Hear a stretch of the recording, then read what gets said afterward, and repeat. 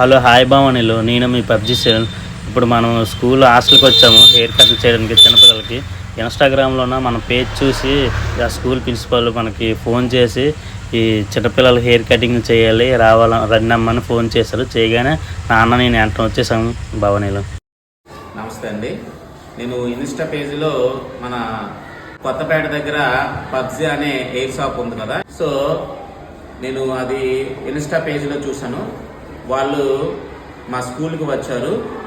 పిల్లలకి చాలామందికి కటింగ్ చేయాలని అనుకుంటే వాళ్ళని పిలిపించి మా స్కూల్లో వాళ్ళ చేత కటింగ్ చేయించాము. చాలా బాగా చేశారు.